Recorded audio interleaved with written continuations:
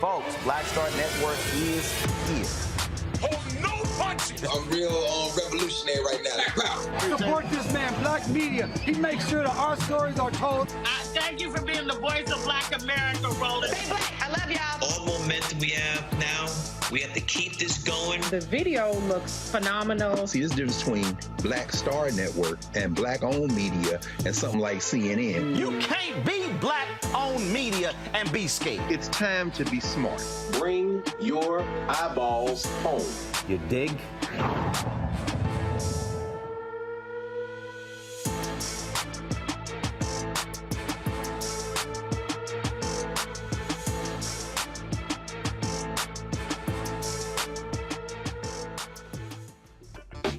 It is December 22nd, 2022. I'm attorney Robert Patillo, sitting in for Roland Martin, who is on vacation until January 3rd, 2023. Here's what's coming up on Roland Martin Unfiltered, streaming live on the Black Star Network. Ukrainian President Volodymyr Zelensky delivered a historic address to a joint session of Congress yesterday, detailing his plans to fight back against Russian aggression. We talked to counterterrorism expert just back from the fight in Ukraine, Malcolm Nance. Also, the January 6th committee still has us waiting. We are still awaiting the final report on what exactly the January 6th committee uncovered, not just on the actions of President Trump, but on the actions of members of his cabinet, members of Congress, and what we can do to stop this from happening again in the future. We're going to break that down with our panel in just a moment. Also, yesterday we brought you the case out of Louisiana of a grain company that sought to build a grain distribution facility in a historically Black community. We're bringing you the other side of that story today, speaking with Greenfield Construction LLC to hear their side of the story on why exactly this grain facility needs to go in this community. Also, Black conservatives have been growing in recent years. We saw in 2020, President Trump getting nearly 20% of black male votes. We want to talk about what the plans are for the future of the Black conservative movement with the president and founder of the Black Conservative Federation, Mr. Deontay Johnson. Also, in the Our Market segment, Black Heffa Farms founder Adrena Farmer C. Stanley is here to explain the importance of black farming in the black community. Of course, I've been working with black farmers the last few years with the Rainbow Push Coalition, our Black Farmers Coalition. So it's crucial that we get this information out there as more people return to agriculture so that we can feed our own communities. And finally, we're going to break down some stories in the news that we were not able to get to yesterday because we want to make sure that we are keeping you informed and also entertained. But it's time to bring the funk on Roland Martin Unfiltered, streaming live on the Black Star Network. He's got it. Whatever the miss, he's on it.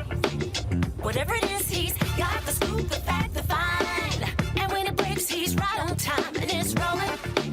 Best believe he's knowing. Putting it down from sports to news to politics. With entertainment just for kicks, he's rolling. It's on go, y'all. It's Roland Martin, Rolling with Roland now. He's funky, he's fresh, he's real, the best, you know he's Roland Martin.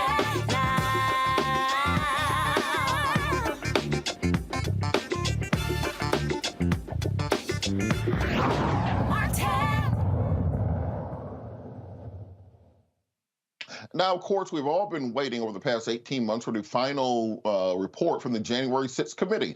Of course, we all saw what happened at the January 6th insurrection, the attempted overthrow of the United States government by the losing party in the election, something we've never seen in America. Those of us who watched it live could not believe that this was happening in America and not in some other country. But since that period of time, we've seen many on the political right try to turn this into just a protest at the Capitol. Just some people who are walking around doing tours, trying to downplay this. And we've even seen Congress people like Marjorie Taylor Greene insist that in order for Kevin McCarthy to become Speaker of the House, that they provide, quote unquote, justice for the January 6th protesters, as they call them, saying that these people are being mistreated by law enforcement. We've even seen hashtags say her name for Ashley Babbitt, the insurrectionist who was killed at the Capitol trying to break through a door, who was heroically shot down before she could attack Congress people. But because of this, we need to find out why exactly have we not gotten this gotten this information yet?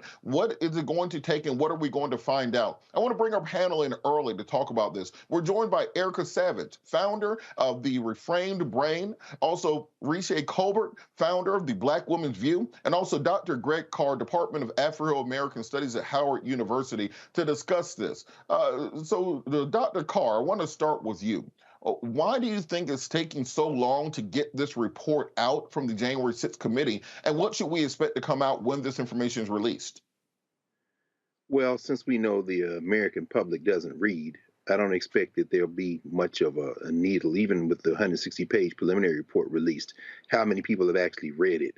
There's the titillating stuff. I mean, something breaking today about Cassidy Hutchinson, the White House aide, who was attempted to be strong-armed by a lawyer for Trump, and so forth and so on. That'll be titillating. But I guess, the reason that it's taken so long is because, you've got to have some type of substantive momentum to get to the real issue, which is whether or not somebody's going to be prosecuted.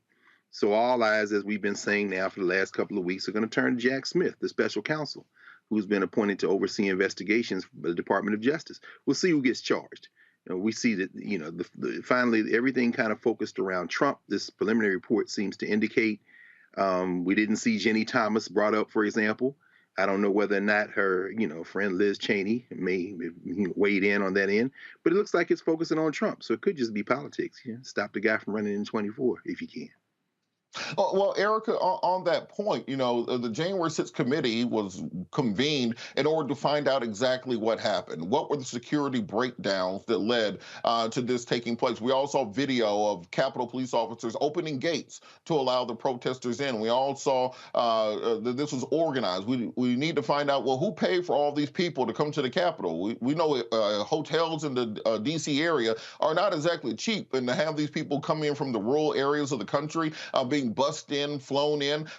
We thought the committee was going to get to the bottom of all that, but it seems to just be a question of getting Trump. Will the American people have any faith in the outcomes of this study, of this investigation, if it's only an indictment on Trump and not an explanation of the systemic failures that led to it? Yeah, good to see you again, Robert. Glad to you too. Be in your company once again. But I will say around this, I think that, to Dr. Carr's point, unless it's really kind of like tightly into a certain number of characters, it really doesn't capture the public. One of the things that I was really intrigued by, of course, as all of us have been following this, is really the way that the right will definitely take hold of hashtags, words that we've used to really speak our pain and to make people get eyeballs on campaigns that are specific to Black people. And so when I heard that Say Your Name like that was trending, I just received something from the African American Policy Institute specifically around celebrating the anniversary of Say Your Name. And then all of those mothers and family members alike who have been, forever hurt because they've lost their child, their daughter specifically, due to gun violence on that of police. So just wanted to kind of get that in to say that I think that the public already has an idea of what happened on January 6th. We saw it before our own eyes. It was really good to see this summer that there were people that were interested in getting more details and actually engaging us a lot further into understanding what led up to that, and then some of the things that happened after the attack, and the people that were affected, right there in Georgia, Miss Ruby Johnson and her daughter, Shay Moss, her name is a name that Miss Johnson talked about. She is afraid to say her name in public because of all of the backlash that happened with the 2020 election deniers and their people being effectively targeted by the Trump administration. So all of that to really say, if Trump is one of the only names that we hear right now, we know that this is something that has been happening for quite some time. He was the leader specifically of that. There were definitely people that were there to help. So I would just say, this is taking, it'll be now a year coming up to 22 years now coming up to 2023, for people to just understand the state that we're in, that we are definitely holding on to as much democracy as we possibly can. And I think the final report, we've already felt what it's like to have people that continually are hostile towards community, towards people having freedom. So I think what the report will do is just memorialize what we already know. And really, I hope, help motivate people to get more involved and engaged on voting, especially with the visit that I know we'll talk about here shortly from President Zelensky of Ukraine. They're fighting for their own land in the middle of a war right now. And Reese, I wanted to kind of look at the other actors that we know were involved in January 6th that we really have heard no testimony about. Josh Hawley, the senator from Missouri, who spoke at the rally and was revving up the crowd, fist bumping them. We haven't heard any investigation into exactly what his connection was and whether or not he will be charged for inciting the insurrection, as Trump has been. Marjorie Taylor Greene, where we have video of her giving tours around the around the Capitol, the insurrectionists, while the Capitol was closed, but we haven't heard charges being brought against her for her role in the insurrection. We haven't found out just how deep this MAGA movement goes inside of the Capitol Police, inside of the National Guard, whether or not these people are effectively running a Vichy government. Do you think it's a mistake to simply focus on President Trump and not really dive into what's going on with the rest of these figures who are still going to be part of American politics? Well, I don't think that they simply focused on Trump. I think that the January 6th committee had a number of charges in order to clear up. Number one, the biggest charge was to refute the notion that the election was stolen. That was a huge thing that when they were convened back in June of 2021, there was still a lot of election deniers, and particularly coming from the Republican side, about the legitimacy of the Biden-Harris administration. And so we see that they unequivocally moved the needle on that because every single election denier went down in flames this past midterms. And I don't think that that would have happened so forcefully and so thoroughly without the work of the January 6th committee. But I think that it was also important for the January 6th committee to establish that Trump, knowing that the election was legitimate and that he lost, still went on with a propaganda campaign, a disinformation campaign to try to hold on to power. And he had many allies in that fight. I don't think that the charge of the committee is to prosecute people. They have recommended Trump for charges, but they don't have to prosecute every single player in this scheme to try to steal the administration, not the White House, but to try to steal a second term for Trump. So I think that they have accomplished their goal. Obviously, there are some people that are going to be dug in their opinions about whether or not this was stolen, but I think they've done some really important work, and I don't think that they left much on the table. And we'll just kind of as a response to that, I think that we're in a dangerous position when you have someone like Marjorie Taylor Greene from my state of Georgia, who is very clearly making it known that in order for Kevin McCarthy to be Speaker of the House, she said Kevin McCarthy is going to have to give her a significant amount of power. She's going to be probably the chairman of a committee. She'll be able to convene hearings, drag people before Congress. She'll have subpoena power, etc. Do you think it's a mistake allowing these people to still be part of our government, knowing what they did on January 6th and not prosecuting them? Hell yeah, it was a mistake, but guess what? She got reelected. So we still have what we call a democracy. And at the end of the day, she got reelected in red Georgia up against a very capable and credentialed opponent, Marcus Flowers. So, that's who the people chose. And at the end of the day, the Republicans are going to be a shit show circus with or without Marjorie Taylor Greene. They have a basket of deplorables in the House that are unserious about legislating. They already telegraphed that they're going to shut down the government. They're going to have these circus of hearings. And so she's just one more clown in the Republican circus. And I think that she gets a lot more credit than what she deserves. Because if she wasn't in the backwoods of Georgia, nobody would even see her in Congress. And there are other scandalous people out there too. So I think Marjorie Taylor Greene, she can huff and puff and blow your house down. But at the end of the day, the Republicans really aren't going to get much done with the Democratic Senate and a Democratic president. And Erica, on that point, we're seeing a schism taking place even in the MAGA movement in the Republican Party, where you have Marjorie Taylor Greene, who supported McCarthy, then you have Lauren Boebert, and them two are going back and forth in a trailer park battle that you usually see on the Jerry Springer show.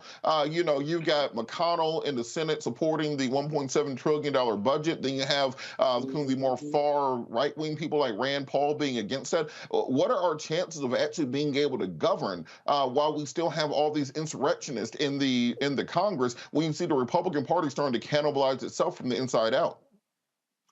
Yeah, all those things are very true, but this takes me back to 2010, I think it was, and that was the advent of the Tea Party. We have seen this sorry-ass, power-grabbing, I love my skin color bullshit before, and I think that this really underscores, to Reese's point, of everything she says, the demand that it places on the vote. Because when you look inside of Congress, when you look inside to see, those 435 members that have to go up for election every 2 years, so they're pretty much actively campaigning. She has campaigned about who she is. Not much is going to change. The response is then, what do we do about that? Because all of the things that you name, Congress has the power of the purse. So you mean to tell me in the culture of get your bag, you're going to let somebody steal your bag? All of that to say, this is why we spend so much time on this platform really talking about the importance of being involved in your local, state, and your federal elections. But most importantly, get involved in what's happening in your neighborhood. When you have people like Reese brought up, you had a great candidate, Marcus Flowers. Marcus Flowers had, he laid out who he was, who he wasn't, what effectively he wanted to do for the state, things that he saw with Marjorie Greene Taylor. He said, time's up for that. but people didn't show up in a way that actually echoed to say that we're actually on the side of democracy. So, to the point that we're all raising, this again is why it is important to know what is happening in your community, so that when we get people like this that do decide that they want to go and run around Washington, D.C., that they claim to hate so much, but they love being here so much at the same time, that is our toolkit to say, well, no, they have people that are funding their wildness because it works for them. What are we doing in response to that besides getting on social media and complaining about it, having hot takes about it? We have to be actively involved and engaged in ensuring that people like this don't continue to run amok in a place that we effectively pay their salaries. I think my fear is that if this committee is just about Trump and people see it as a question of getting Trump, if you put Trump in jail, he becomes that martyr type figure. And if we don't go into who paid for all these people to be here, who organized it, who got the permits, who was working with the Capitol Police, what members of Congress were involved, that this will become the new normal. That this will become how every election is settled. There was a point in time where we were used to candidates conceding after races. That's a thing of the past now. There was a point in time where people would come together for that first 100 days or that first 100 years of administration and try to push through an American agenda. That doesn't happen anymore. There was a point in time where they would say, well, the president gets their Supreme Court justices. They get their cabinet picks. That doesn't happen anymore. I'm afraid this becomes the new normal if we don't root this out. And that's one of the dangers of the January 6th committee. If it's simply a question of Trump. Trump is a figurehead of this movement. These people existed before Trump. They'll exist after Trump.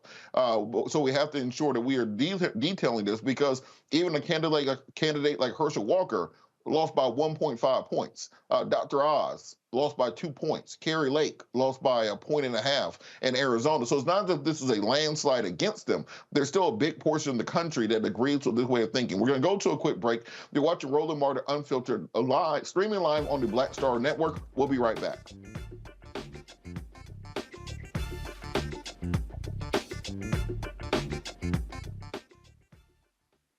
On the next A Balanced Life with me, Dr.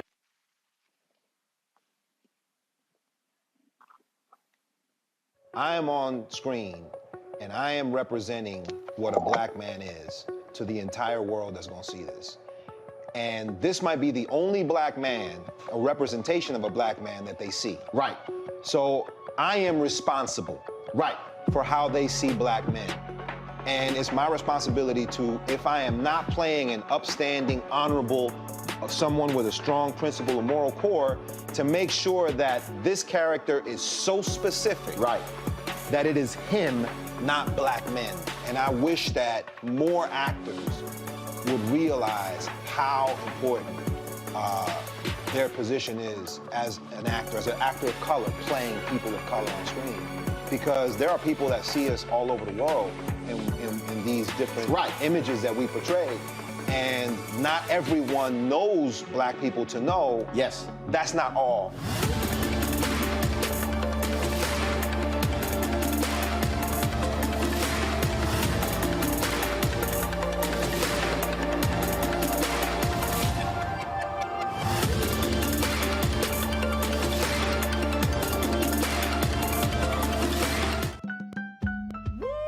We're all impacted by the culture, whether we know it or not. From politics to music and entertainment, it's a huge part of our lives, and we're going to talk about it every day right here on The Culture with me, Faraji Muhammad, only on the Black Star Network.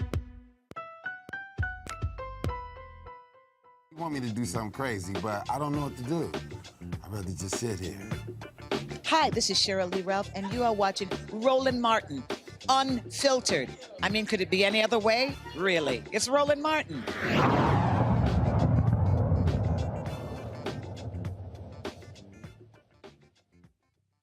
Yesterday, we brought you the story of a Louisiana community that was fighting back against a grain company that wanted to build a distribution center in their community. And of course, we want to be fair and balanced and get both sides of the story on this case. So we're joined now by Carl Connors, the strategic advisor to Greenfield LLC and managing member of the Carabiner, a change agency. Carl, how are you doing this afternoon? Good evening. Thank you for having me.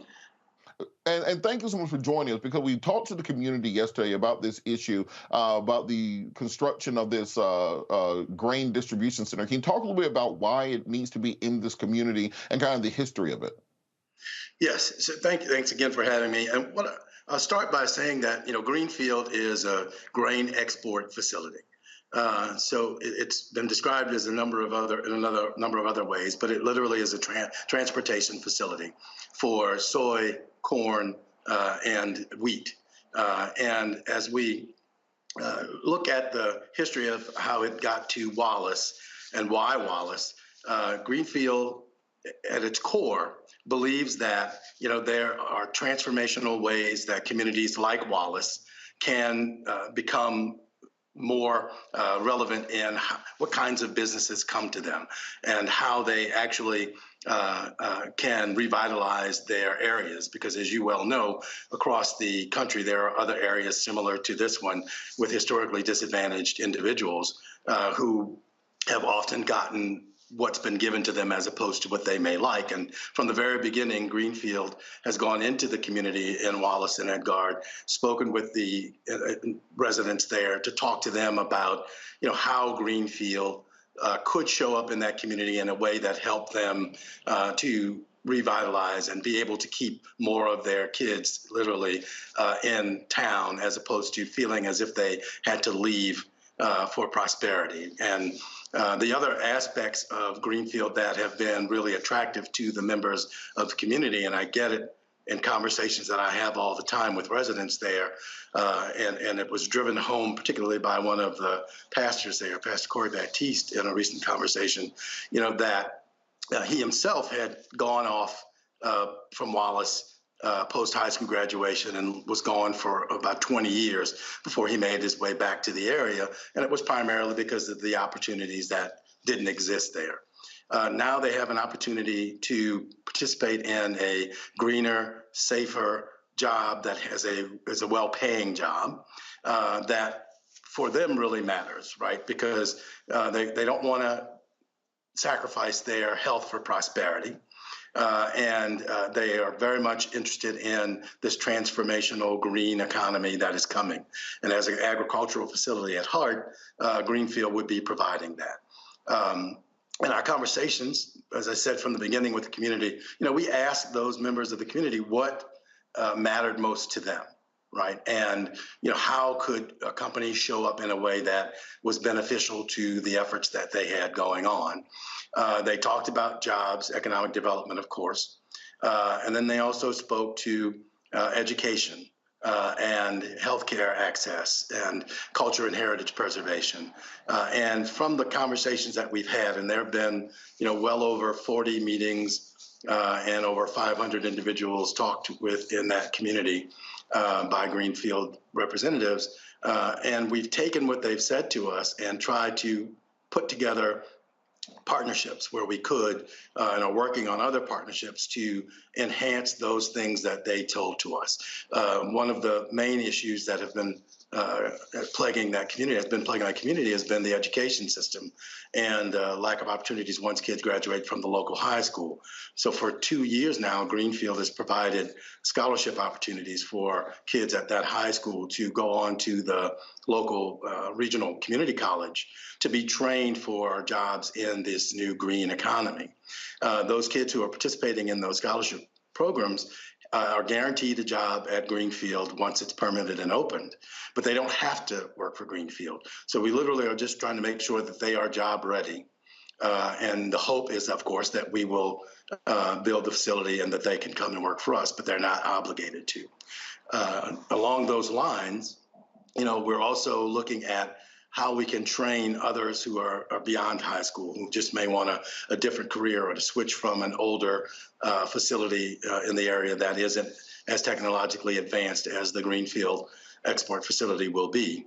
And so we've had meetings with the community. Wallace, as you may know, is a house that has about 95 or 98 households in it. We had a community meeting there and 78 people showed up for that meeting. And they were very much in support of Greenfield and it being built, and primarily, again, because there are hopes that these greener, safer jobs put them in a place where they can stabilize their loss of their kids leaving the community, but have them there in a place and working a career that doesn't harm them long term. All right. So, yes. Well, I just want to ask the question because I understand the economic aspects of it. There's always this need for economic development, for bringing jobs to an area, but you always have to balance that against the potential environmental and health risk of it. What sort of environmental assessments have been done, and how can you promise to the community that they won't be sacrificing their health for jobs? That's a very good question, and I appreciate you asking it. And, you know, of course, with projects like this, you do studies, and we've used the EPA's environmental EJ screening process to do a robust analysis of the environmental or potential environmental impacts that projects like this could have on that community. And primarily, you know, the air pollution, noise, sound, those types of aspects of a project matter to the people who live in that community. And the robust work that we have done to study those aspects have shown that there will be minimal impact on the community in those areas, primarily because of the technology that will be used to build this facility. There has not been a grain export facility built since the 70s, right? And certainly, you know, there have been other grain elevators built recently in the last 10 years, one or two actually. The technology that this facility will use is even going to surpass those.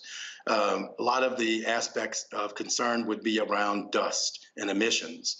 Well, in this facility, the technology is such that the conveyor belts will be covered or enclosed along the way, and there'll be aspiration systems that will, if anything does escape, it will be returned back into that system at the point of escape, as opposed to down the line, right? And so this is not something that has been seen, certainly in Louisiana.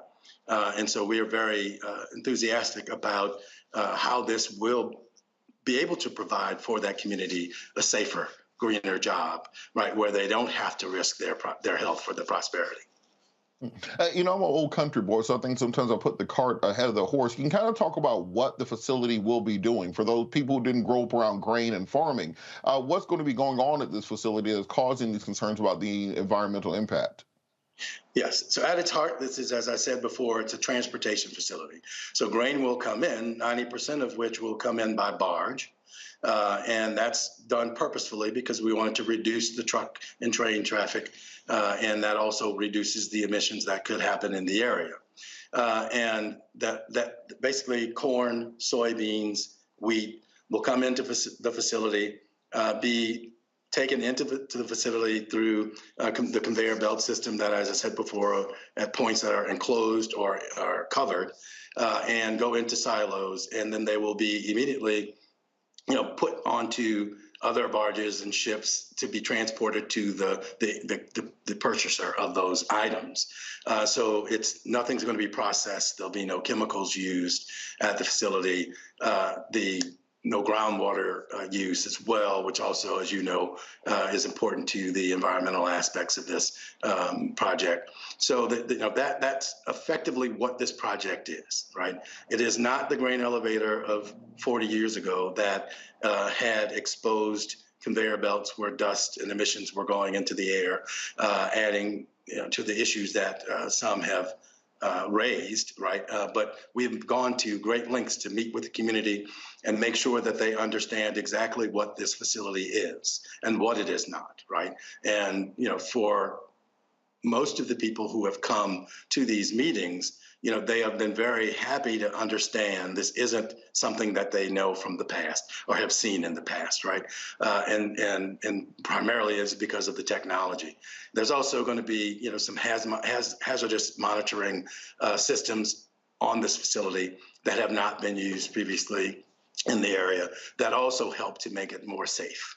And reduce any risk of dangers. And so those are all things that the community has to be aware of, right? So that they can, and we've made sure that they have been made aware of that so they could understand what we're doing for and with them, not to them.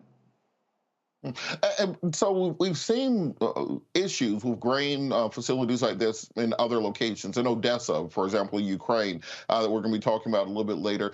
There's been a massive impact on coastal estuaries where their grain facilities exist because of runoff from the facilities. I think it was ammonia runoff became an issue there. We've seen in other locations grain silos literally explode from aerosol grains being ignited by loose sparks. But what can be done to ameliorate the community concerns that things like this might happen? I understand the technology is in place and we're using advanced systems, but there only needs to be one mistake, and communities can reasonably be afraid when you see some of these massive explosions that happen at grain facilities internationally. I agree. Communities can reasonably be afraid, and that is, again, why communication is really important and why we have tried to have as many meetings as possible with the community to make certain that they understand the technology that is being brought to them to help reduce those risks.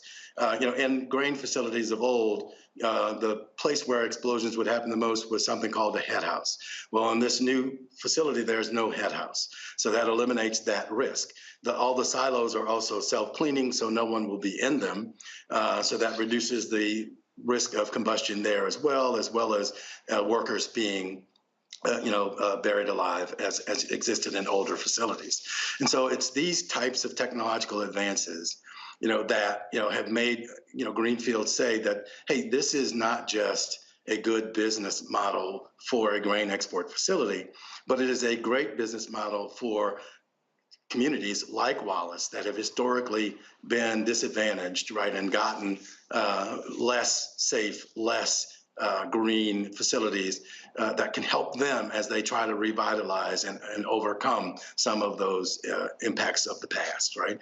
And so, it's really been encouraging to meet and talk with the people of the area, because as they get more understanding of what the facility is and what it is not, they have gotten a lot more encouraged about, this being a impetus for the revitalization of their area. And, it is certainly all reasonable to have those concerns. But with regard to the atmospheric exposure, by one example, currently there are sugarcane fields in the area. The property itself currently has sugarcane on it. The burning of those sugarcane fields, which has to happen between harvests, as you're aware, being a country boy, this facility will have fewer emissions than the burning of those cane fields. Whenever you have these projects like this, there's always this concept of NIMBY, not in my backyard. Why here? Why in this particular area where there are so many people who are seemingly against it and who are protesting it? Or is there not another site that will be an option where you could have the same logistical advantages without some of the concerns from the community? So first thing I say is that there's not, as I've been saying from the beginning, we've had many meetings in the community. There's not a lot of pushback from the community about this facility being built. In fact, they have embraced it and would like us to move quicker to get it open. We have already started to offer sessions with the community to talk about how they can be trained, because we have a local first motto, and we really want to make that come to fruition by training the folks who live there to be ready to take these jobs, because they are so enthusiastic about what it can do to help change the way that their community operates currently and how it accepts the kinds of jobs that come to it. The people in the community are excited about that possibility of greener, safer jobs. We are talking with them about how they can be trained. We're at least 3 years away from anything opening, right? But we want to make certain that there's enough lead time for the people there to be able to take advantage of these opportunities and jobs. It's also the reason why we started the scholarship program at the high school so early.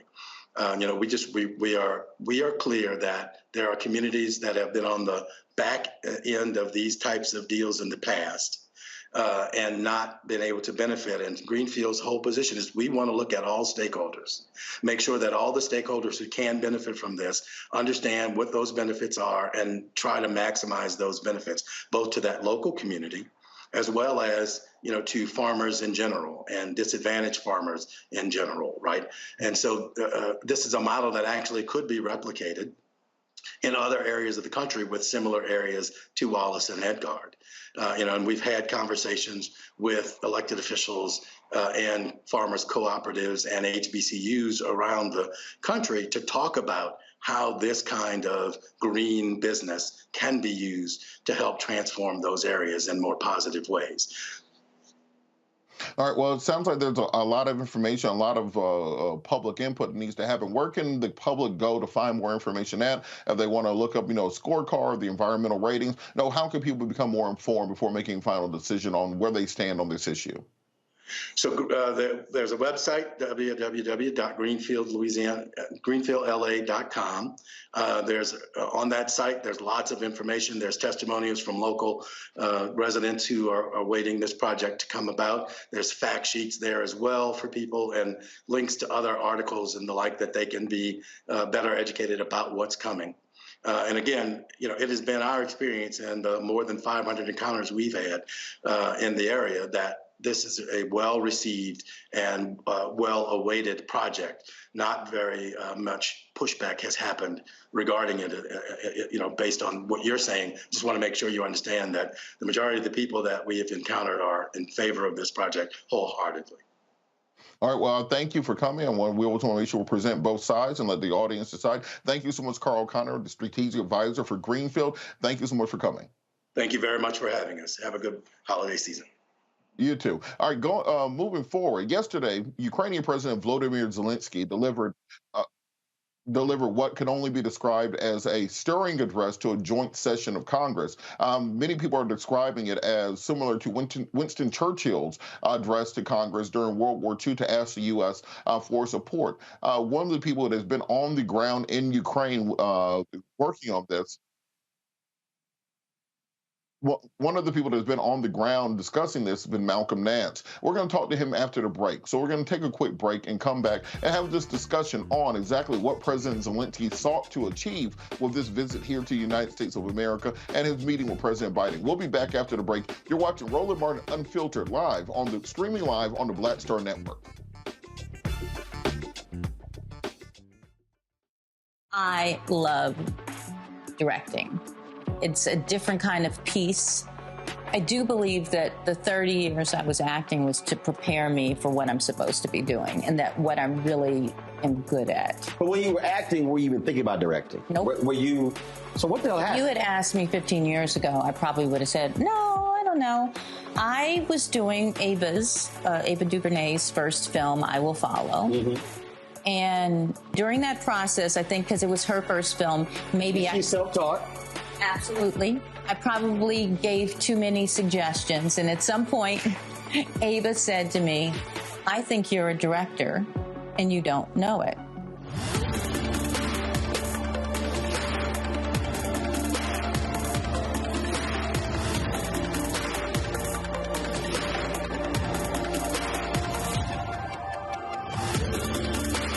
When we talk about blackness and what happens in black culture, we're about covering these things that matter to us, speaking to our issues and concerns. This is a genuine people-powered movement. There's a lot of stuff that we're not getting. You get it, and you spread the word. We wish to plead our own cause.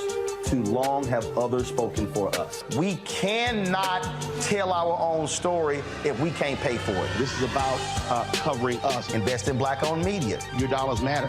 We don't have to keep asking them to cover our stuff. So please support us in what we do, folks. We want to hit 2,000 people, $50 this month, raise $100,000. We're behind 100,000, so we want to hit that. Y'all money makes this possible.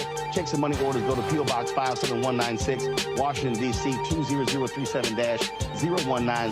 The Cash App is $RM Unfiltered. PayPal is R Martin Unfiltered. Venmo is RM Unfiltered.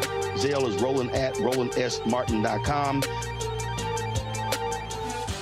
On the next A Balanced Life with me, Dr. Jackie, it's time to tie up those loose ends. setting yourself up for balance, success, and even prosperity in the new year. Financial expert Pamela Sams joins our panel.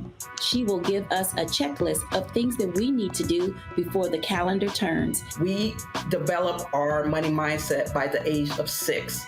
And so we have our sometimes 6-year-old self still operating in the background of our money scripts. That's next on A Balanced Life on Black Star Network. Next on the Black Table with me, Greg Carr, we welcome the Black Star Network's very own Roland Martin, who joins us to talk about his new book, White Fear, How the Browning of America is Making White Folks Lose Their Minds. The book explains so much about what we're going through in this country right now, and how, as white people head toward becoming a racial minority, it's going to get, well, let's just say, even more interesting. We are going to see more violence. We're going to see more vitriol, because as each day passes, it is a nail in that coffin. The one and only Roland Martin on the next Black Table, right here on the Black Star Network. Hey, I'm Cupid, the maker of the Cupid Shuffle and the Wham Dance. What's going on? This is Tobias Trevelyan. And if you're ready, you are listening to and you are watching Roland Martin Unfiltered.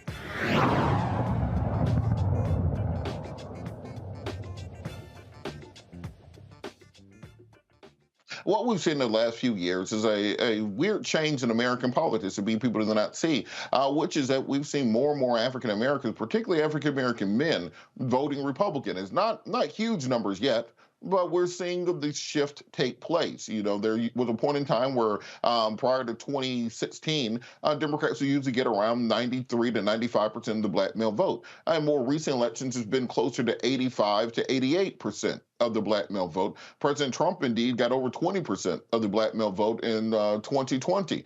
This comes down to many issues and many reasons behind it. And to discuss this, we're joined by the president of the Black Conservative Federation, Mr. Deontay Johnson. Deontay, how are you doing today?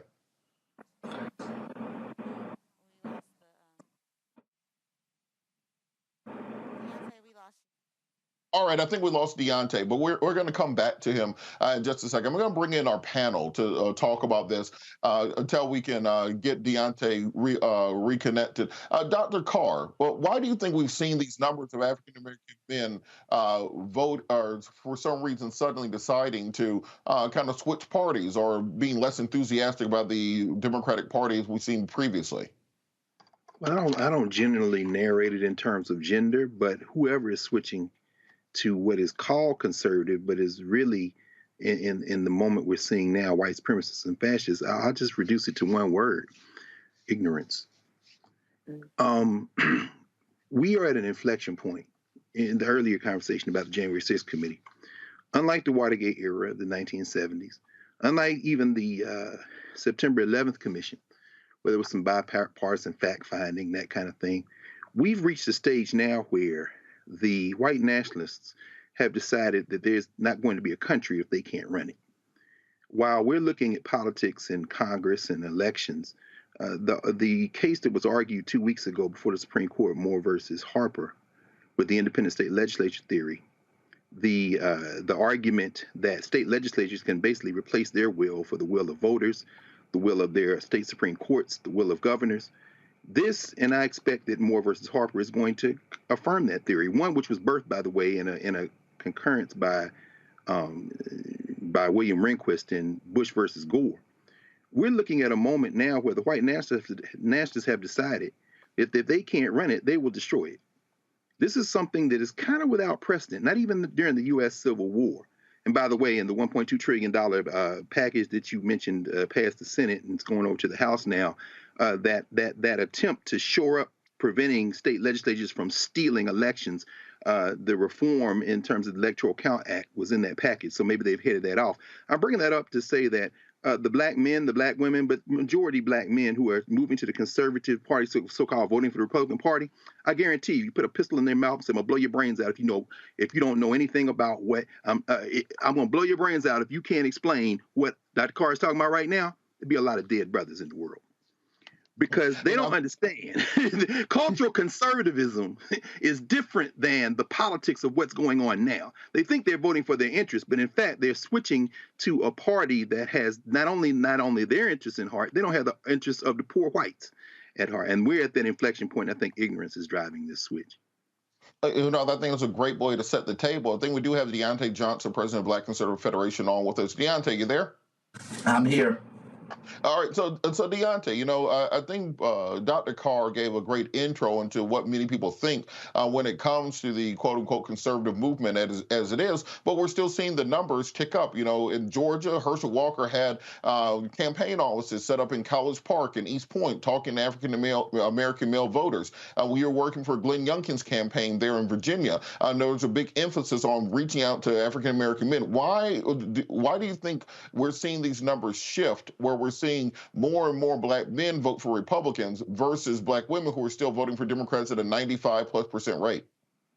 Well, the biggest thing is the attention for black men. In the Democratic Party, black men have been the forgotten group. For far too long, we have made our focus on the LGBT community and women. And so black men are still left behind. One of the biggest issues we talk about is the pro-life movement. We always talk about, how does the woman feel? Is my body hurt, my choice? And when it comes to the women, but no one talks about, what about the man? The man was involved in that process of making that baby. Does he not get a decision? Well, let's talk about the man who did not get a choice on whether the woman aborted the child or not, and the psychological problems that they go through later on in life and for the rest of their life. And so that's the biggest thing. The second thing is we need to make the man the head of the household again. We have taken the man out of the household and made women the head of the household. We need to empower men again. And men are seeing that, and they're saying, the Democratic Party is not for me. It's time to make a change, and I'm coming over to the Republican Party. I find it interesting that one of the problems I think Republicans have nationally is they got away from running on policy and they got into this kind of running on just the culture war aspects of things. We saw a lot of talk about, internet memes that were replacement for policies. But when you were working with Glenn Youngkin on his campaign, you concentrated a lot on things like school choice, economic development in communities. Talk a little bit about how you can get back to talking about policy debates as opposed to simply this kind of cult of personality that much of the GOP has fallen into. Well, the Youngkin campaign, the first thing that we talked about was economy, and economy affects everyone.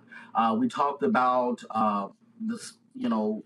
small business owners and the red tape that prohibits them from having a brick and mortar business, the red tape that prohibits them from even being able to have a fully functioning business recognized under state governments and under the IRS codes. And so we did a lot with that. We talked about business grants. We talked about making sure that taxes are low for business ownerships. But then we also, we talked about school choice. We talked about making sure that parents are involved in the school, in their child's educational process.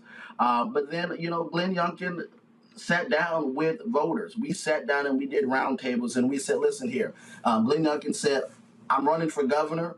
I don't have all the answers, but I want to sit with you and I want to create a team to create the answers. And we gave voters a seat at the table, and we gave them a seat at the table to be able to create the policy points. And that's why Glenn Youngkin was so successful.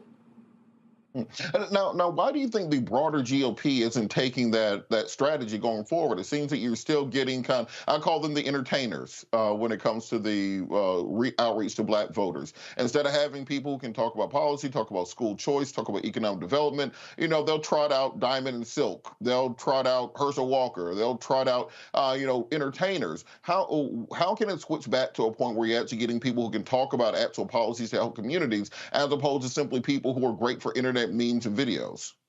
Well, those are happening. The RNC did over 1,500 black events this past cycle. However, the media would not broadcast that. The media only broadcasts things that helps gets them clickbaits and helps gets them the views. But the RNC are having those. We did black business roundtables all over the country. We did events for Juneteenth that where we help people set up bank accounts. We brought insurance companies and we brought investors in. We brought people in to talk about financial stability. And unfortunately, those things aren't sexy enough for the media. And Wolf, then how exactly you get over kind of the stigma that is attached by you're a black conservative, so you experience it all the time. The minute you say black Republican, black conservative, the kind of the claws come out. How do you think that your group, the people that you're working with, can start getting over that stigma? Because ultimately, I think that the black community does better when you have feet, or when you have irons in both fire. If you're all on one side, then one side gets to ignore you and the other side can take you for advantage. How can you get to a point of parity where it's simply you're getting some good policy out of both sides, so they're actually competing for the black vote? Well, first we have to realize what a black conservative actually is.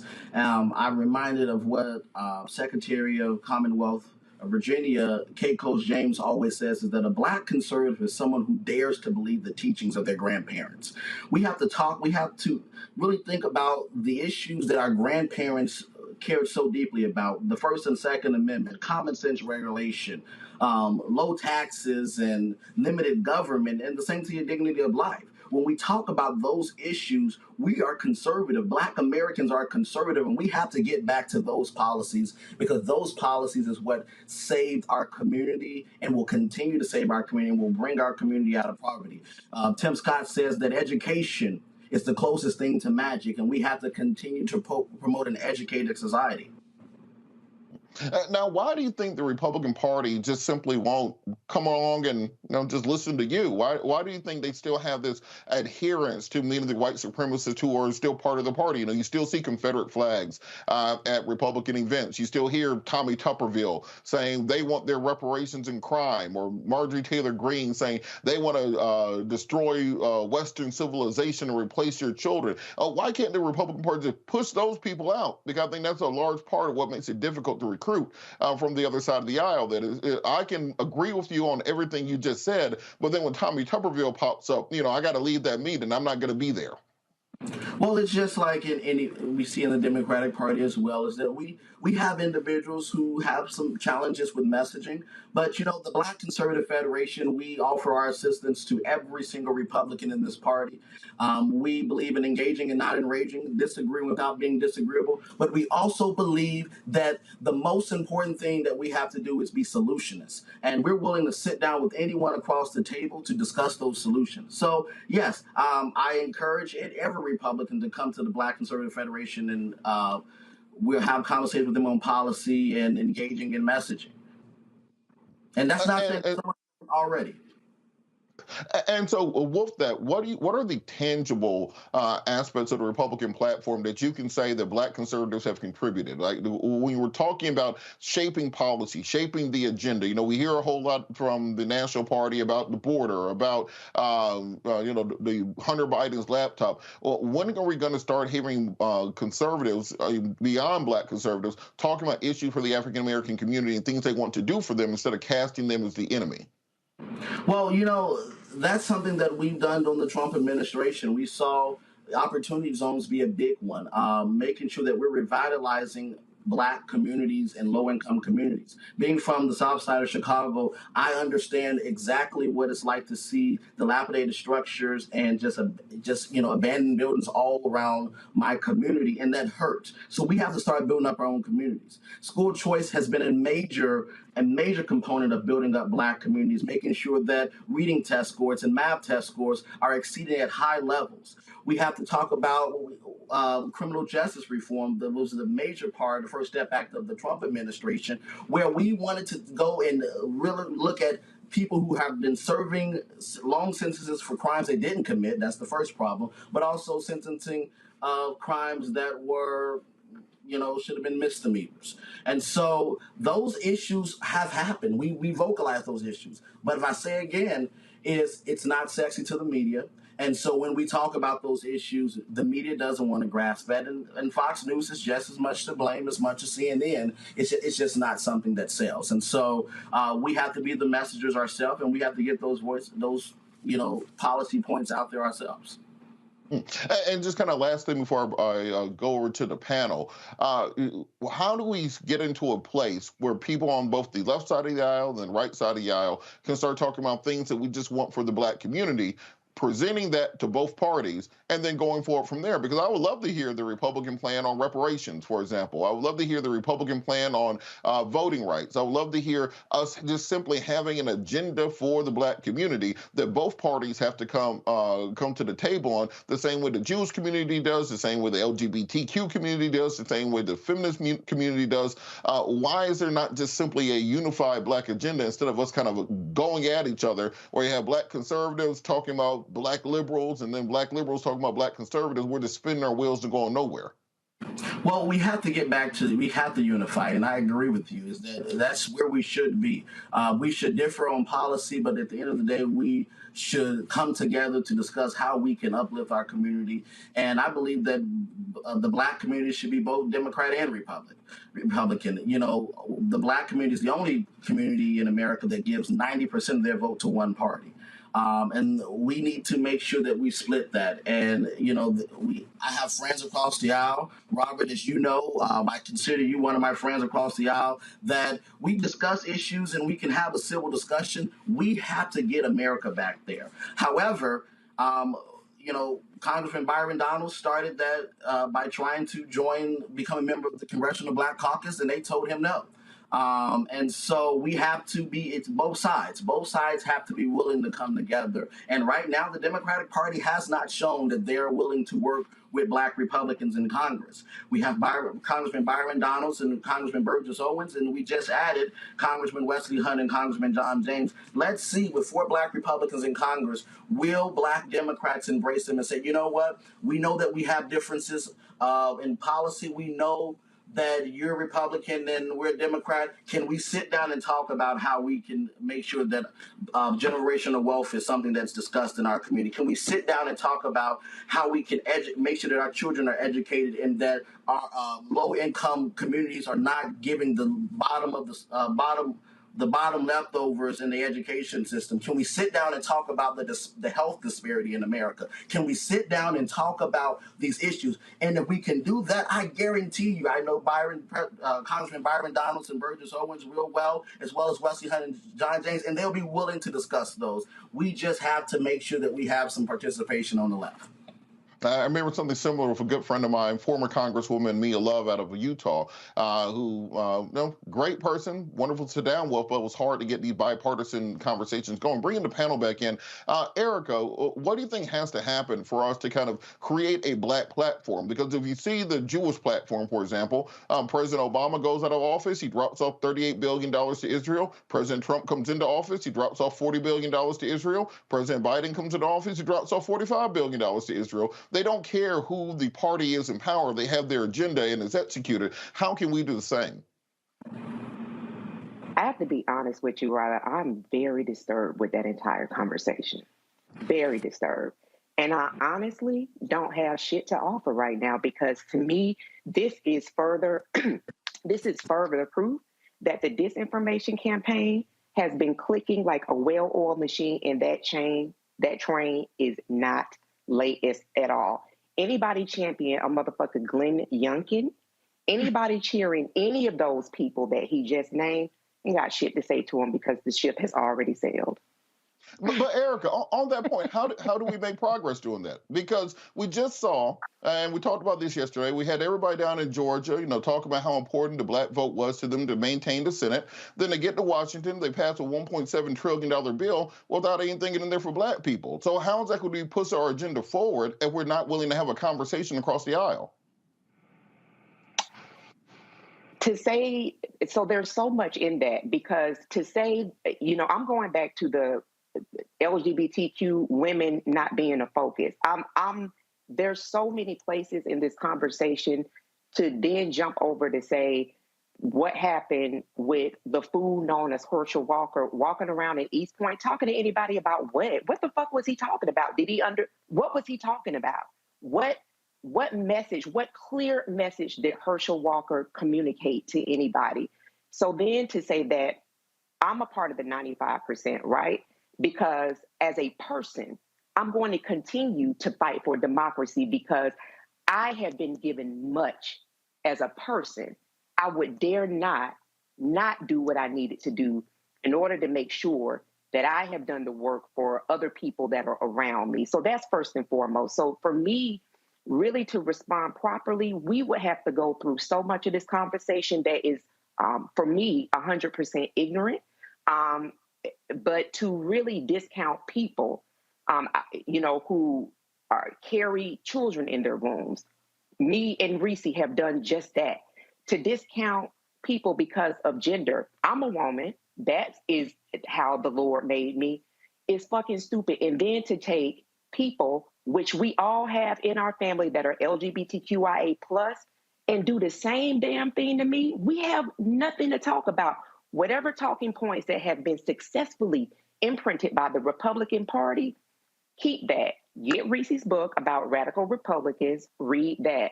But honestly, I absolutely have nothing further to say because so much of what he said in his conversation with you was disrespectful as fuck. Reese, as he mentioned you, do you think there's anywhere... Reese, do you think there's anywhere that Black conservatives and Black progressives can come together and create a political agenda going forward where we can get something done across the aisle regardless of who's in power? First of all, I have to start by saying, period. Period, sis. Thank you for setting it off. Because at the end of the day, I was like aghast at some of the disrespectful comments that were made, disrespectful, chauvinistic, misogynistic, and ahistorical, talking about daring to believe their ancestors. Our ancestors believed in limited government when we were trying to get the Civil Rights Act passed, when we were trying to get desegregation. That was limited government? I don't think so. So, I mean, there's so many ahistorical things. As far as can we go hand in hand, kumbaya?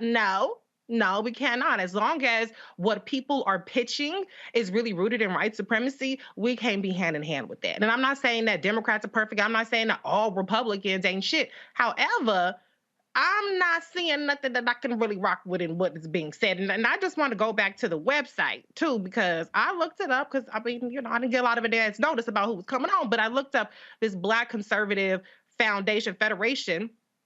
And one of the things that it says individuals, families, and communities makes the best decisions regarding their own well-being, not the government. Apparently, that does not include women and our bodily autonomy and our ability to have or not have children. And I would also like to point out that the Republican Party is trying to attack contraception. Right now in the state of Texas, a judge has ruled that if you're a teenager, you cannot get access to contraception. And guess what? In Texas, abortion is illegal.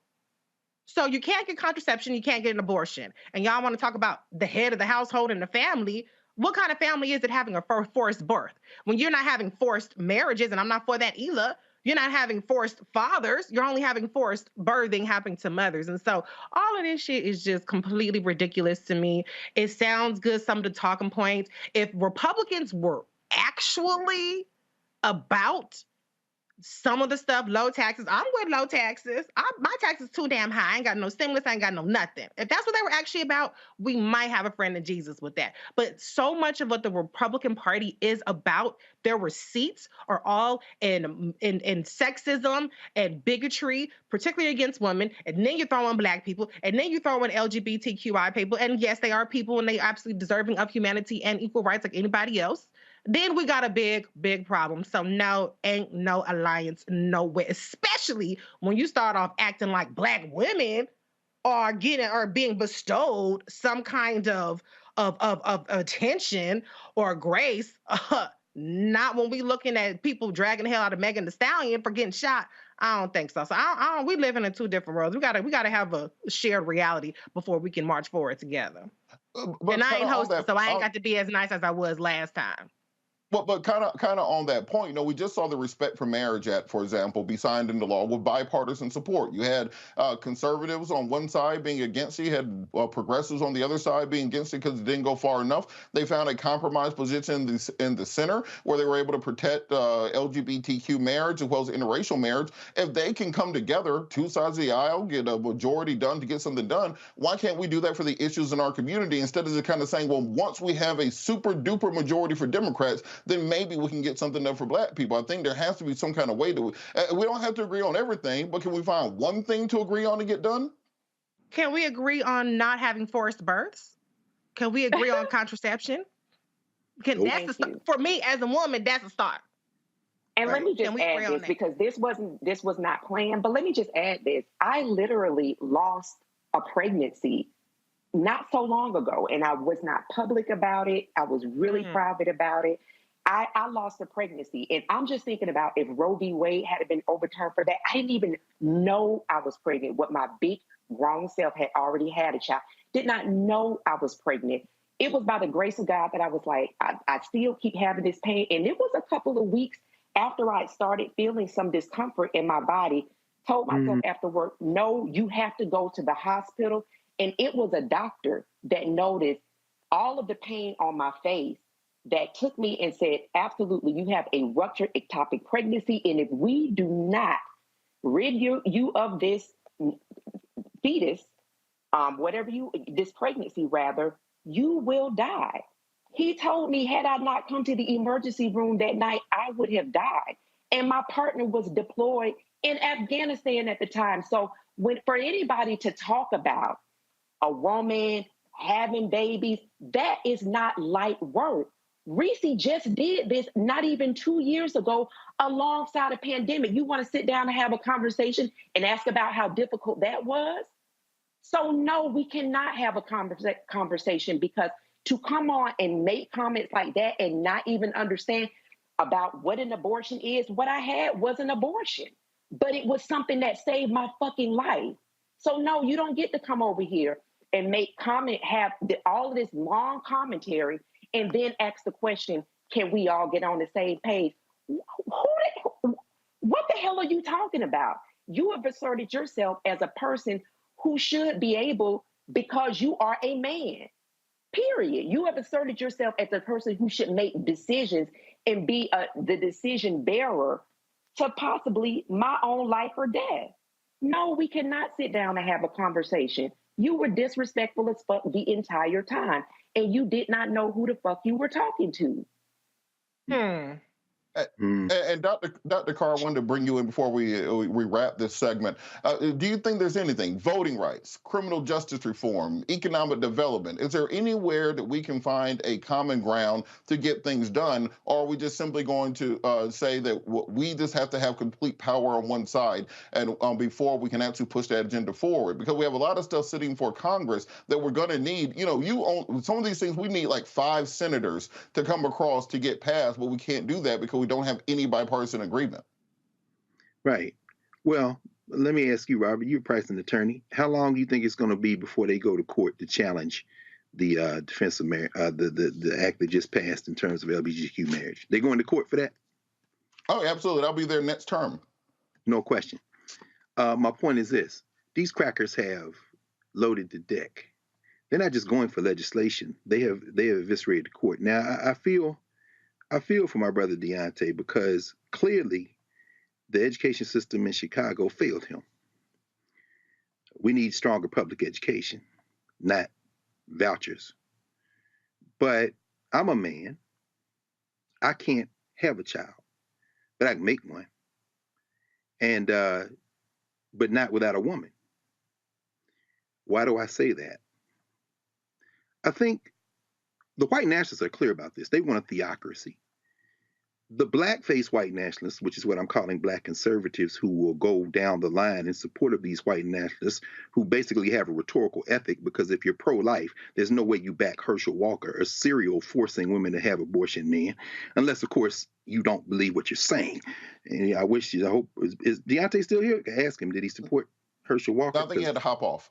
Oh, that's too bad, because the white Christian nationalist Marjorie Taylor Greene did, and last I checked, Herschel Walker was paying for people terminating pregnancies like he was playing lottery tickets. In fact, I guess he was playing lottery tickets on the off chance that he might actually not be able to force a woman to bring a pregnancy to term. He kept paying the price. But my point is this. As a man, as a human being, and as an American by force, because I never asked to be here, F this structure, F this country, F all of its crimes. Let me be very clear. F the Democratic Party and the Republican Party. I vote consistently Democratic because I'm in a mode right now of self-defense. Now, I have friends who would call themselves on the far left, the revolutionaries, who would say both parties are the same. I think that's absurd, but let me tell you why.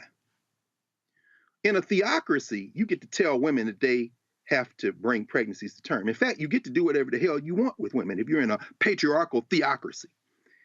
Black people know something about that because in 1528, the Spanish tried to enslave us in what is now South Carolina. And about 90 years later, a couple of boats showed up with just short of 20 people of African descent, August 1619. And that state that brother was talking from. And if you were a black woman, they pumped you full of seed, unfortunately too many times by forcing a black man to do it, but many more times by the desire of white men like the ancestors of people like Glenn Youngkin. And when you came up pregnant, they said, not only are you not going to sneak around here and terminate a pregnancy, we want that baby and a million more, because every time you give birth, it's an ATM. Can we understand where the hell we are? Because see, if you're in Virginia, Glenn Youngkin wants to take all that history out of the book. And if you're a black conservative like Deontay Johnson, I'm wondering what your position is on critical race theory in Virginia, brother, since your master wants to take all that information out of the books because it makes white people feel bad. Would it make you feel bad too, brother? Because if that's the case, then race is just a demographic. Race is just a color, and blackness is just a color. It's not a position, it's not politics, it's not culture. Let me end with this.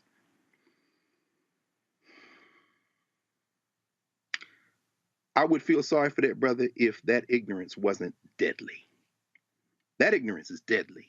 We're not talking about, Robert, a black agenda. You tried to give that brother an out. There was a time when we talked about black agendas. But if you're going to bring up K. James, let me be very clear. Your grandfather and your grandmother's Republican Party is not the Republican Party of today. Your grandfather's Republican Party that you trying to weigh on, what you call the Republican Party of your grandparents, that will be the Democratic Party of the Dixiecrats. They have migrated to the Republican Party now. And so if you're going to support the Republican Party, then you're supporting open white supremacy, and they're saying it with their full throats. I'm not saying support the Democratic Party uncritically. Of course, we got to bang on them because too many of them, Joe Biden being one, think that you can have bipartisanship. This isn't about left or right. This is about white nationalism. And you can't make compromise with white nationalism. And if an American Negro shows up caping for white nationalism, you better move, brother, because we're going to have to move over you. Because what we're trying to protect is not just black people. We're trying to protect humanity from people that are determined to wreck it. And if you're going to cape for them, then we're trying to protect you from yourself. But don't be telling black women, don't be telling women what to do. You better put that Bible down because there's a whole lot of other stuff in that Bible when it comes to stoning, when it comes to cutting people's hands off, when it comes to, I know the New Testament came to fulfill the prophecy of the Old Testament, but these white boys is Old Testament Christians. Women's supposed to be barefoot, pregnant, doing whatever the hell they want. And if you're a little underage, Matt Gaetz may run around, sniff up behind you and say, I can do whatever the hell I want with a female. Don't get cute, because we can go verse for verse. And then you're going to find out these people you supporting would just as soon have you butt-ass naked in a damn Virginia field picking tobacco, brother. Stop playing with this.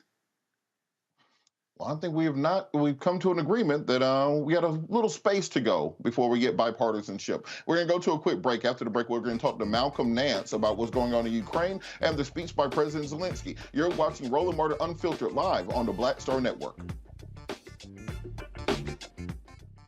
When you talk about blackness and what happens in black culture, we're about covering these things that matter to us, speaking to our issues and concerns. This is a genuine people-powered movement. There's a lot of stuff that we're not getting. You get it, and you spread the word. We wish to plead our own cause.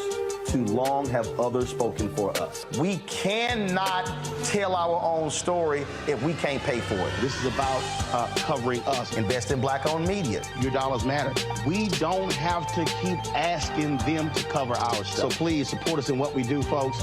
We want to hit 2,000 people, $50 this month, raise $100,000. We're behind 100,000, so we want to hit that. Y'all money makes this possible. Checks and money orders go to P.O. Box 57196, Washington, D.C. 20037-0196. The Cash App is $RM Unfiltered. PayPal is R Martin Unfiltered. Venmo is RM Unfiltered. Zelle is Roland at RolandSMartin.com. On the next A Balanced Life with me, Dr. Jackie, it's time to tie up those loose ends. Setting yourself up for balance, success, and even prosperity in the new year. Financial expert Pamela Sams joins our panel. She will give us a checklist of things that we need to do before the calendar turns. We develop our money mindset by the age of 6. And so we have our sometimes 6-year-old self still operating in the background of our money scripts. That's next on A Balanced Life on Black Star Network.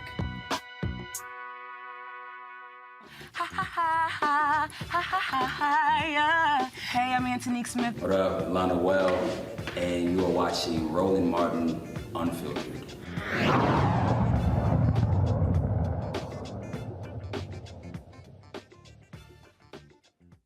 Yesterday, Ukrainian President Volodymyr Zelensky gave an address to the Joint Session of Congress as well, meeting with President Biden. We wanted to bring in Malcolm Nance, counterintelligence expert, who's also been on the ground there in Ukraine. Malcolm, how are you doing today? Hey, I'm glad to be here. Sorry I got a little late, but we're about to have a blizzard, I think. No problem. That bomb cyclone is messing with everybody. Can you talk a little bit about what President Zelensky articulated to Congress and what this means going forward for the war in Ukraine? You know, what President Zelensky did, and it's actually pretty amazing because he has not left Ukraine at all since the beginning of the invasion. He's spoken to other bodies by a teleprompter, and he's had numerous world leaders come to Kiev by train themselves to discuss their relationships with Kiev. However, this time he took an American offer. He came to the United States and he spoke before Congress really about the essence of what the fight in Ukraine is about. And if there's any one thing that we should know and learn about what is happening in Ukraine, is that this is an existential war, not just for the Ukrainian people. Russia fully intends to wipe out Ukrainian culture. They said that they would eliminate Ukrainian dialect, Slavic language, which is very similar to Russia. But for the most part, it's really a war about the end of democracy in Ukraine. Russia cannot have that on its borders. It's a dictatorship. It doesn't want that infection going there. And also control of 25% of the world's wheat. So Vladimir Zelensky came and made an impassioned, historically articulated speech about how this was America's war, how you could not decouple America and the money that it is donating to Ukraine away from the saving American democracy against what we see now as the ultra-conservative, ultra-MAGA right. The most of their supporters are supporters of Vladimir Putin and his dictatorship. And Vladimir Zelensky made a very, very good, impassioned plea for America to understand that every dollar that is spent in Ukraine, using his famous phrase, is not charity. It's an investment in a future war you don't have to fight with American service members. And it was a good speech.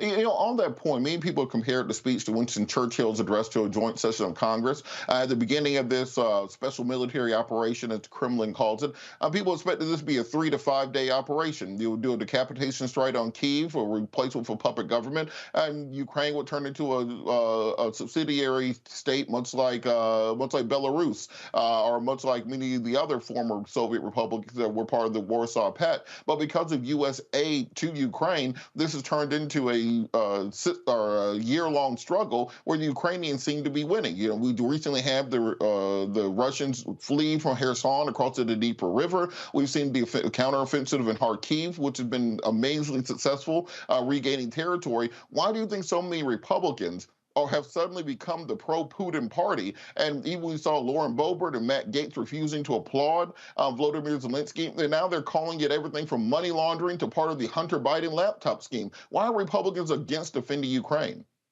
Well, for a simple fact that 3 years ago, Donald Trump was impeached for attempting to blackmail and extort Volodymyr Zelensky when he refused to actually make up an investigation of Hunter Biden at the personal request of Donald Trump via Rudy Giuliani. He refused to do it. And now what we're seeing is the Republican Party went into rebellion against Ukraine. This is not new. Trump understood also, acting as a vassal of Vladimir Putin, that those weapons, the money that they were going to release to Ukraine was to pay for the 1,000 Javelin missiles, the same missiles that broke the Russian invasion at the very beginning of the war. Ukraine would have been rolled over without those missiles. I know. For those of you who don't know, I've actually been a combatant in this war since last March when I joined the International Legion for the Territorial Defense of Ukraine. I've been a Ukrainian Army soldier this whole time.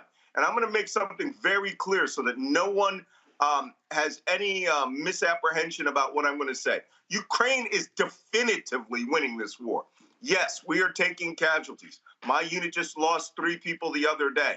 But Ukraine is definitively winning this war.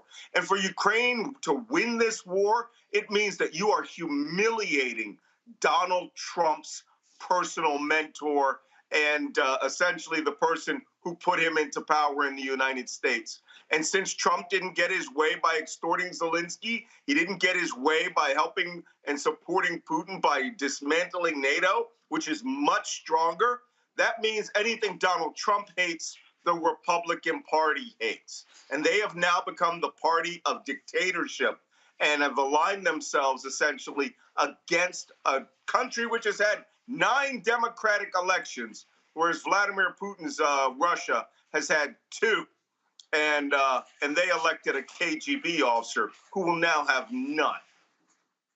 We're seeing continued shelling in Bakhmut, where also the nuclear plant of Zaporizhia has continued to be under attack. It's very much the weapons sent by the American people that are maintaining the ability of the Ukrainians to fight. If it was not for, as you said, the Javelin missiles, which have destroyed many of the T-72, T-60, T-90 tanks that the Russians really used as the head of the spear, the Stinger missiles that have taken out many of the Hind helicopters. Now we have Patriot missile batteries, which are being deployed to Ukraine. President Biden promised another, I think, $1.8 billion. But you have many people, even in the African-American community, questioning the amount of monetary aid going to Ukraine. Why is so much money needed for the defense of Ukraine? And how can it be justified given the needs of the American people here? And when we tend to argue about dollars and cents down to the nickel in American budgeting, but many people seem to think that Ukraine simply has an unlimited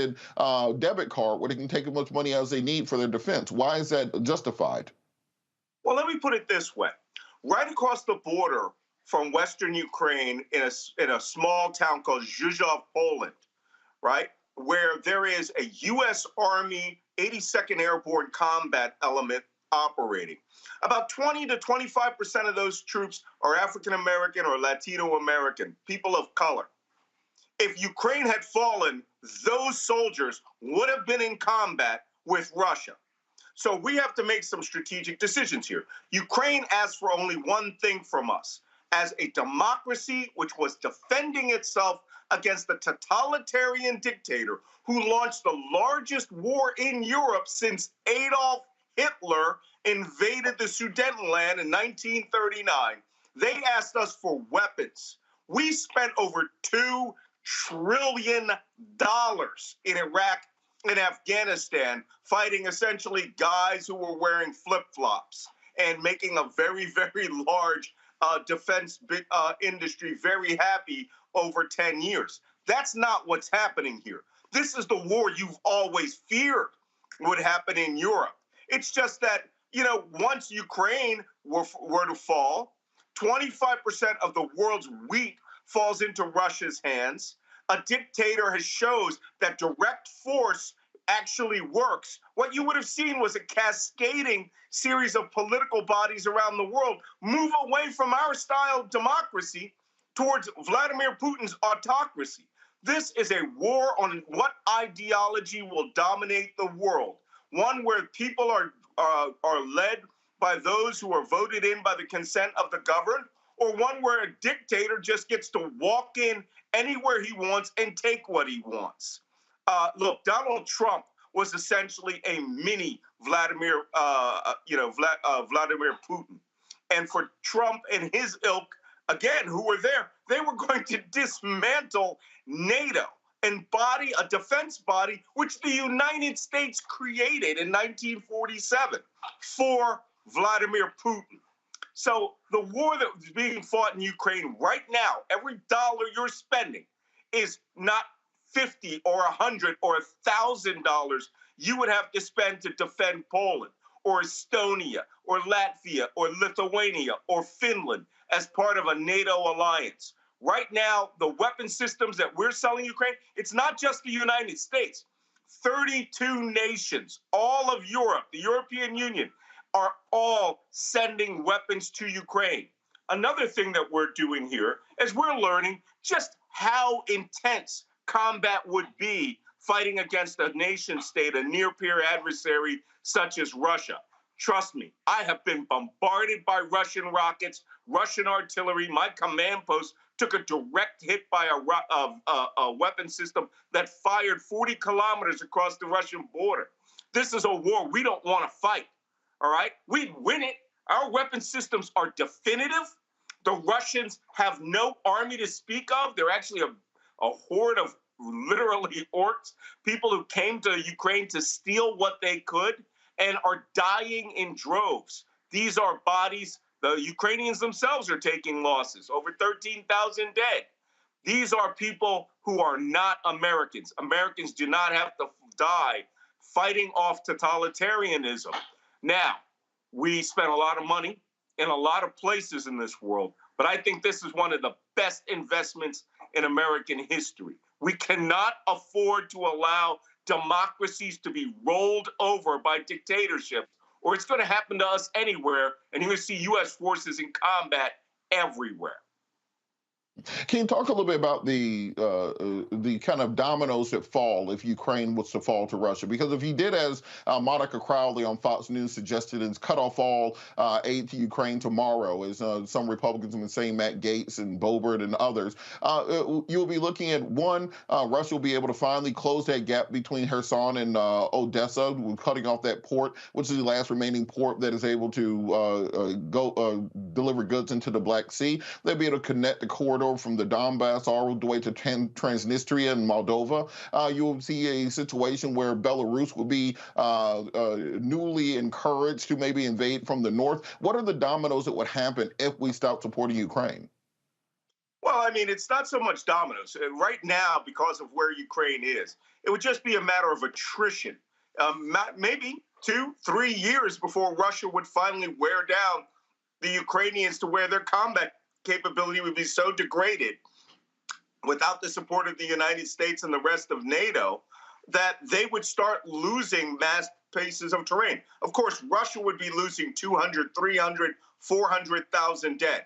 I'm saying, trust me, I was a combatant there. Those guys are nothing but cannon fodder. Very few of them are actually skilled troops. But when you're putting 1,000 to 1 out or 1,000 to 2 out, it's a little hard to maintain your ground. Listen, when the Republican Party says they should cut off aid, they are just being the traitors that they have identified themselves to all the values that of the founding fathers that they claim to honor. We are a democracy, a republic, which is a democracy in which the rights of the minority are protected. That is not what they are for. Donald Trump, and I wrote this in one of my, my better read books, The Plot to Destroy Democracy. Donald Trump is a member of what we call the axis of autocrats. He believes that Vladimir Putin's solitary-style dictatorship, that President Xi of China, he congratulated him on the day that he received the ability to rule forever without elections. This is a man who has literally said he was in love with a North Korean dictator. For African Americans, if you think you would have it bad now, or you had it bad over the last 6 years, because let me tell you, we're in the best economy since Bill Clinton and Barack Obama's economy. If you think it was bad under Trump, imagine everything bad that happened to you being law. This is the party that you're up against now. They want to overturn all of America's alliances since World War II. That would literally betray the very reason that we landed at Normandy, would be to install a totalitarian dictatorship and run a nation based on white supremacy. So for anyone who says, hey, we didn't get our school funding here in the United States, you're right, you didn't. Because it has nothing to do with the defense budget. It has to do with they want to dismantle the Department of Education. They will dismantle everything that the African-American community has ever worked towards since the civil rights era. In fact, they had their way, they'd roll back the civil rights era. So every dollar spent defending Ukraine as the eastern wall of democracy saves us from having to fight in Estonia, Latvia, Lithuania, Poland, and Finland, the countries which all have a border with now apparently an out-of-control Russia. Good investment.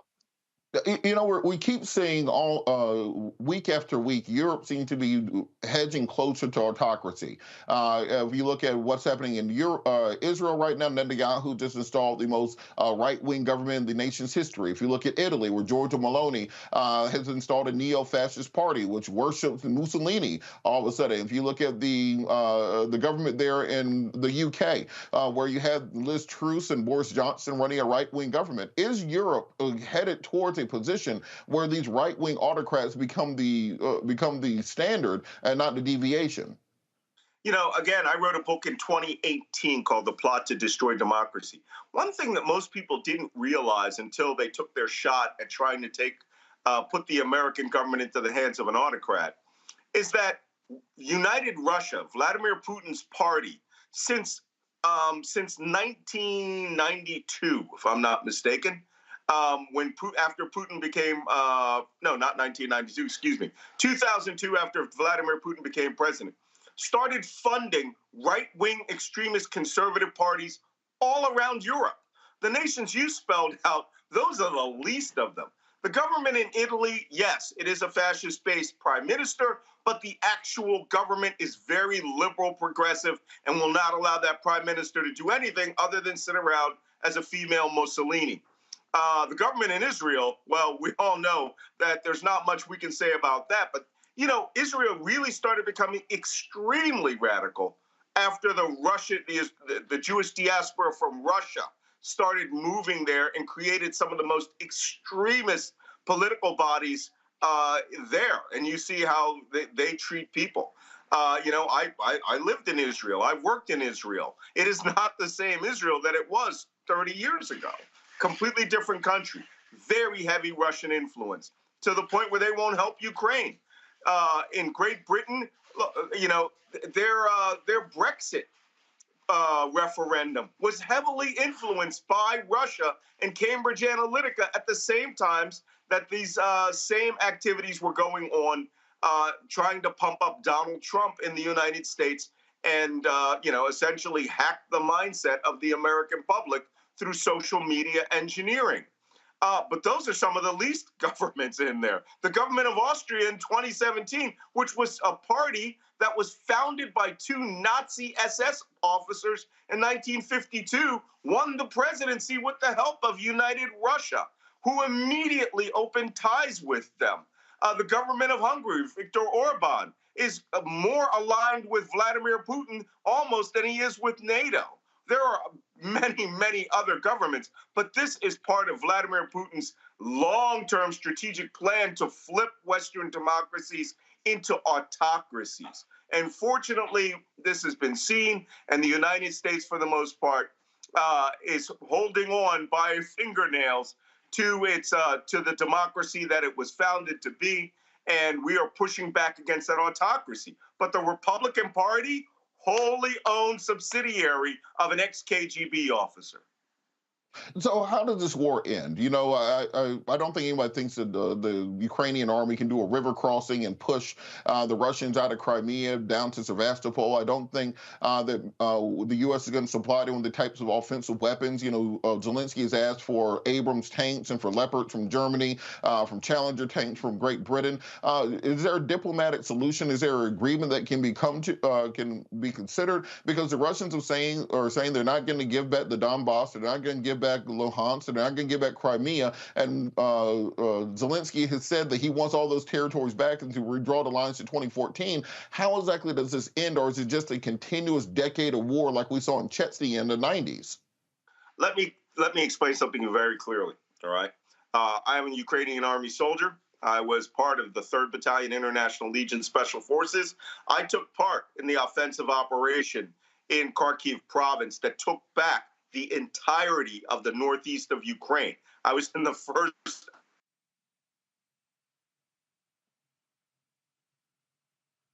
first the capability of fighting the way that they need to fight to get back across those rivers. We are actually right now about 30% into Luhansk province from a direction that the Russians can barely control, the northeast. You have to remember that the Russians dominated that space.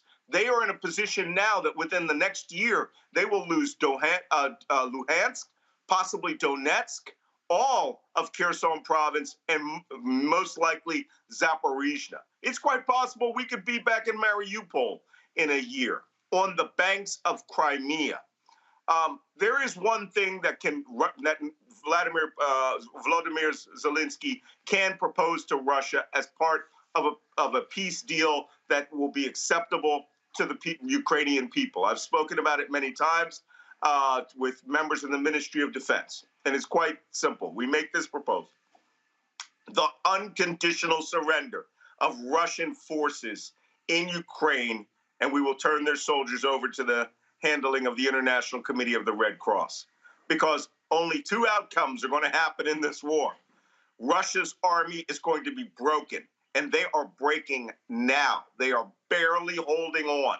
Their mobilized forces are going out there wearing World War II and Soviet-era helmets, rifles from the 1950s. We have the equipment, not just the stuff that we have from the United States. It is as simple as this.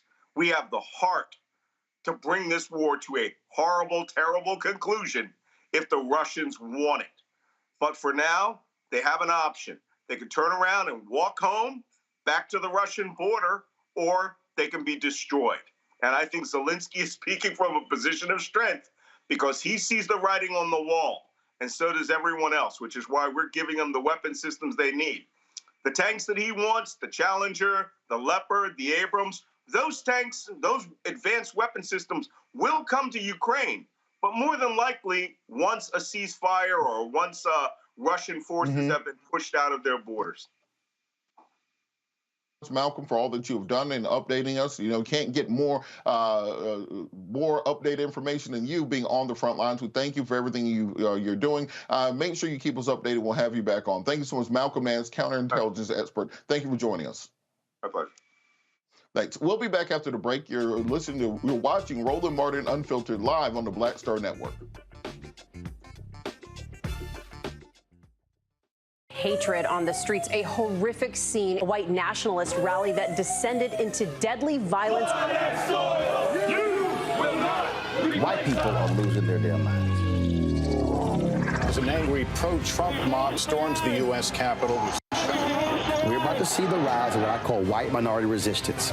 We have seen white folks in this country who simply cannot tolerate black folks voting. I think what we're seeing is the inevitable result of violent denial. This is part of American history. Every time that people of color have made progress, whether real or symbolic, there has been what Carol Anderson at Emory University calls white rage as a backlash. This is the rise of the Proud Boys and the Boogaloo Boys. America, there's going to be more of this. Here's all the Proud Boys, guys. This country is getting increasingly racist in its behaviors and its attitudes because of the fear of white people. The fear that they're taking our jobs, they're taking our resources, they're taking our women. This is white fear.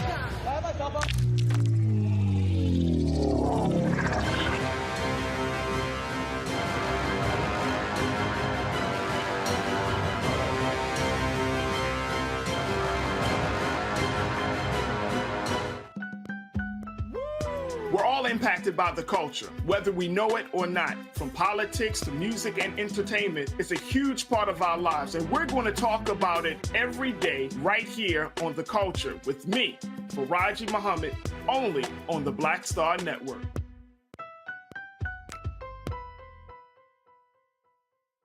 Hi, I'm Israel Houghton with Israel, a New Breed. What's up, what's up? I'm Dr. Ricky Dillard, the choir master. Hey, yo, peace, world. What's going on? It's the Love King of R&B, Raheem Devon, and you're watching Roland Martin Unfiltered.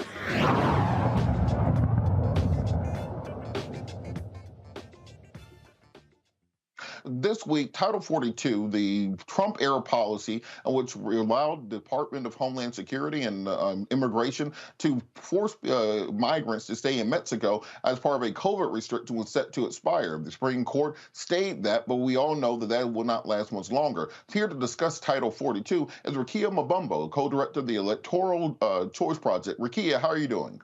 I'm good. How are you? I'm doing great. So can you talk to us a little bit about Title 42 for people who are unfamiliar with the issue and why it's so controversial, the Supreme Court staying the expiration of it?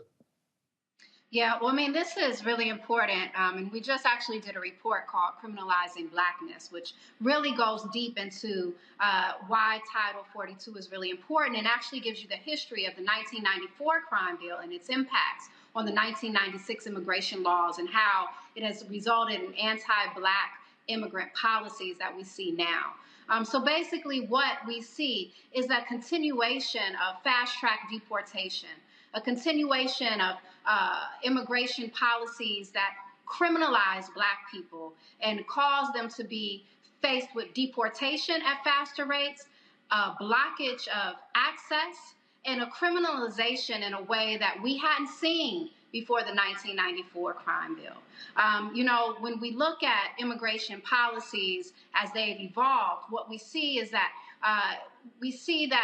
a pattern of what we consider policy that has pushed to really whiten America, right, in a way of pushing that fear that you just talked about right before I came on. This fear of ensuring that Black immigrants and Black migrants specifically have access to become citizens in this country.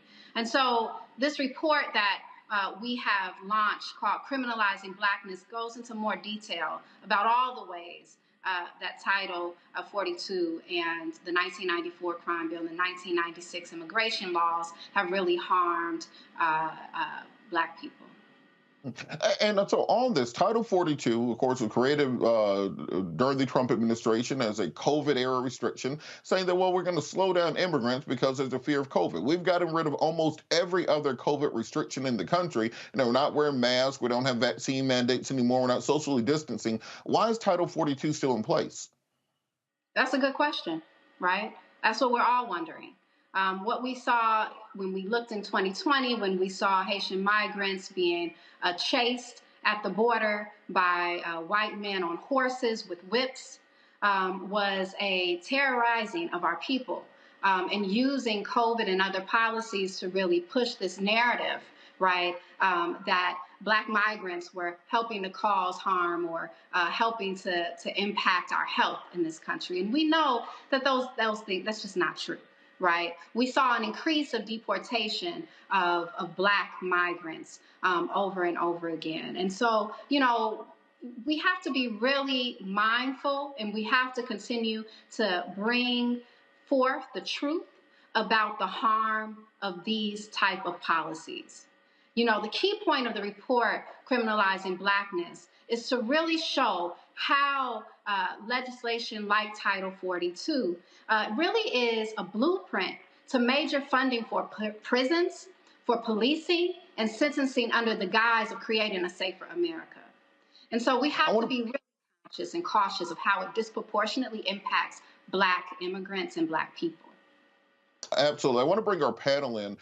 Erica, just kind of on this point, why do you think it is that regardless of the administration, they still keep these policies in place, particularly with regards to migrants from Black and brown nations they don't have in place for Ukrainian migrants, as we were just talking about with Malcolm Nance, or with, as President Trump said, Norwegian migrants? Why do we stand for this as a country? Well, I mean, we've talked about it on the show plenty of times that white supremacy is global, right? So that is a truth that we know when you talk about having migrants that come over from European nations that can really kind of uphold white supremacy tenets. And so it's, you know, very interesting when we look at, you know, who was the advisor and author of Title 42.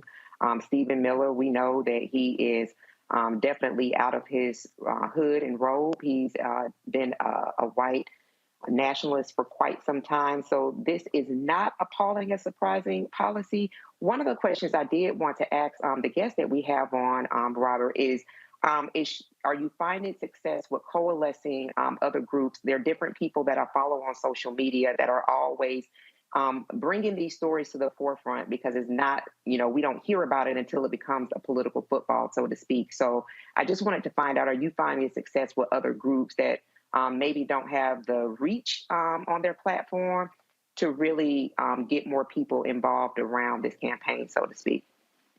Yeah.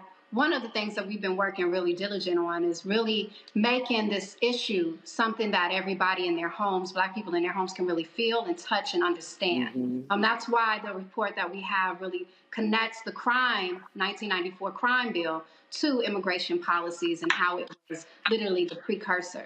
And so this report was done by BAJI, Black Alliance for Just Immigration, Movement for Black Lives, Law for Black Lives. It brought together also the Undocu-Black Network, a number of also smaller Black immigrant-led organizations across the South. Excellent. That's good to hear. Very familiar with Undocu-Black and all of the great work that they do.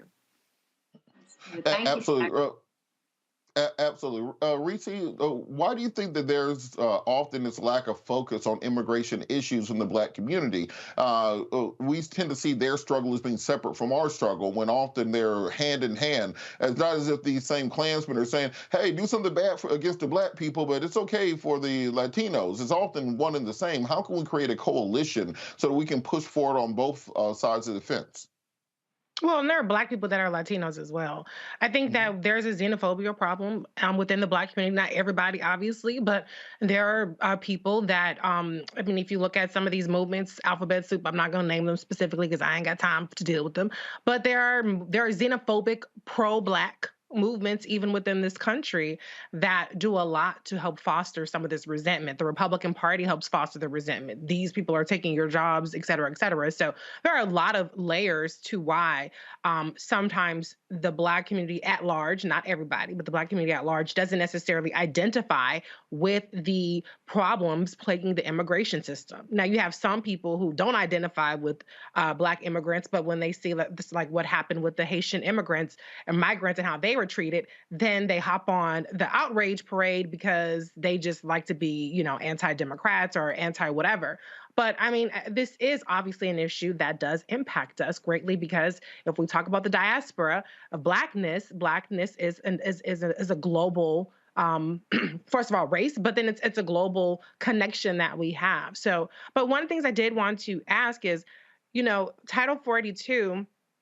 It's a little nuanced. I've read reports that essentially, because Title 42 is not a legal policy, there aren't necessarily consequences for violating, being expelled rather, under Title 42. So we see a higher rate of recidivism of people repeatedly coming back to the border under Title 42 as opposed to Title 8. So it seems to me that repealing Title 42 could be a double-edged sword if you are actually pro-migrant and you want increased my immigration. So can you just kind of talk a little bit about, am I wrong in that, or is it more nuanced than that? Because I'm just trying to understand how repealing Title 42, which basically reverts us back to Title 8, where there's higher legal penalties for trying to cross, actually helps immigrants. Yeah. I think what we have to focus on is that Title 42 altogether is not good, right, for us. And so when we pull out a little piece that might, it allows you to come back to the border, right? But do we want to just be able to just come back to the border, or do we want to stop the deportation, the fast-track deportations in the first place, right? That is one of the things that we're really recommending, is an end to the fast-tracking of deportation, right? Got it. Okay. Yeah. So, Dr. Carr, I'm cutting you off. I'm sorry. I was just agreeing. Go ahead. No, you're good. It's good. I can be long-winded at times. So I answer. No problem. Dr. Carr, wanted to get your thoughts on this because we know that our immigration policy is rooted in xenophobia. The policy created by Stephen Miller was meant to stop this white population decrease that we've seen in America by bringing in more European migrants, deporting more black and brown migrants out of the country. Interesting, we were talking about Giorgia Meloni in Italy in the last segment. She has a similar policy where they're trying to deport African migrants from Italy and bring in more light-skinned Latin migrants from Central America. What do you think has to happen in our immigration policy to disconnect it from white supremacy and from xenophobia and root it back into to actual humanity and human rights? Well, I think we have to have global context and then local action. Erica said it. White supremacy is worldwide. To the Ukraine that was punishing black people trying to escape and flee the Russians. To the United States, who is so concerned about democracy in Ukraine and propping up a puppet named Ariel Henry in Haiti after the previous puppet was assassinated. To the United States is so concerned about democracy in Ukraine and yet interfering and having coup d'etats by United States trained military cats in places like Mali and Burkina Faso, and then invited all them African leaders over here last week so they could sweet talk them into getting that copper and that coltan and that cobalt. Yeah, I had some questions for Malcolm Nance, but blackness is a lot of these people are showing up at the borders because the United States has helped destabilize their countries.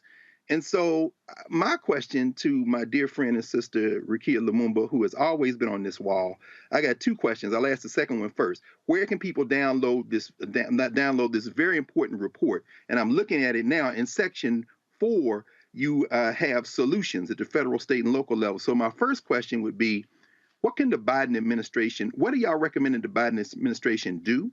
I see you're talking about temporary protected status. You're talking about extending the Haitian families reunification parole program. What do we need people to be aware of so we can call these Congress people and tell them, and call the President of the United States and tell them, do this now. We can do this right now. That's right. That's right. Thank you so much. And it's always good to be on with you. The president should create and expand executive action programs that will provide relief for Black immigrants. This includes providing an additional 18-month renewal of temporary protected TPS for Guinea, Haiti, Liberia, Sierra Leone. Let's talk about Somalia, Sudan, South Sudan, and other Black majority countries. We want to see that the government remove convictions as grounds for deportation and or exclusion, including aggravated felonies and drug offenses. We want to see a restoration of judicial discretion and due process for all individuals who come into contact with the criminal law and immigration systems. We want to end permanent deportations, right? We want to see an end to mandatory detentions and an end to police and ICE collaboration programs. What we've seen is an expansion of collaboration programs under a Trump administration and has continued in many ways. This has resulted in the overcriminalization and profiling and policing of Black people on even a suspect to be suspected of being an immigrant. And so we want to see that shift as well. Folks can download the report, Criminalizing Blackness, at m4bl.org. Click on it. There are additional recommendations in there. And we really go deep into making the connection between the 1994 crime bill and the 1996 immigration laws and the recommendations that our dear brother lifted up that I think will really be a helpful guide. And it's clear, easy language that we can all understand and connect with. And so with that, are there congressional sponsors for this? Is there pending legislation that looks along these lines? I'm not the best person to answer that right now, but I hope that you'll have some of us back on, some of my colleagues who helped to draft this report, like Dr. Amara Enya and a couple of other folks that are best to answer. Absolutely. And so, Dr. Carl, so I wanted to just kind of piggyback on what you were saying, because we have seen very much a bipartisan xenophobia and upholding white supremacy in this country. Even when President Obama was in office, they called him the deporter in chief. How can we change American policy to actually understand that we need immigrants in this country? If you look at graying populations like Japan and China who need more young people, America will be right there with them if we did not have this infusion of immigrants from around the world. We should be happy that people from all around the world want to come here, as opposed to trying to close the door and put them out. How can we change the mindset of Americans to understand the value of immigration and building up our nation, as opposed to trying to separate us around racial, ethnic, and national lines?